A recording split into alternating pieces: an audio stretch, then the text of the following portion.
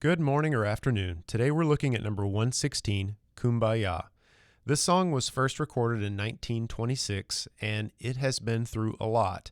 While it was recorded in 1926, it has supposedly been around a lot longer than that. This song came from Gullah, which is also sometimes referred to as the Low Country. And if you've ever been to Charleston, you're probably pretty familiar with the term Low Country. The Low Country, or Gullah, is lower Georgia and Florida and South Carolina. And of course, me being somebody who loves food more than anything else in the universe, I love Gullah culture because of delicious things like fried whole fish, stuffed crabs, shrimp and grits. Delicious.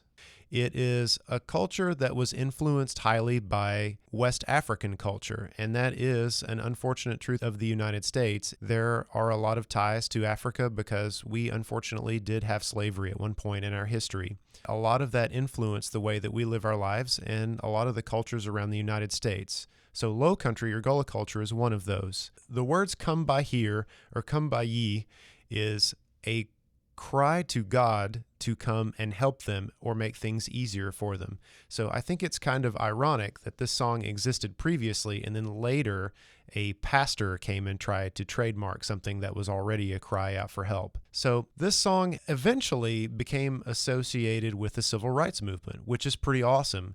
So this song has been through a lot. The good news on that front, though, is that this song is very meaningful and it sounds very nice. Now, let's get into the music.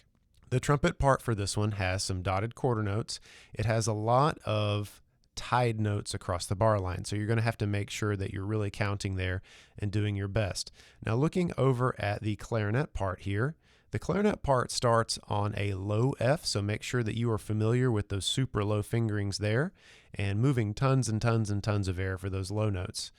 Percussion, this looks like it's got a snare drum part with the snares off, and then you've got some 9-stroke rolls here, and it also has a woodblock part. So on the woodblock, instead of using drumsticks, if you have them, use some rubber mallets or maybe even some acrylic mallets to play what looks like the bass drum part, but it's actually the woodblock part.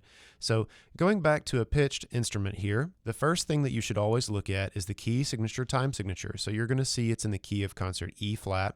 Now up here it says largo. Largo means very slow.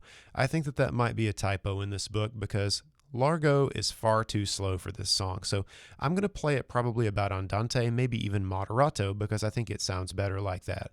You can of course make your own decision when you're playing it independently, but I'm going to be playing it at that speed.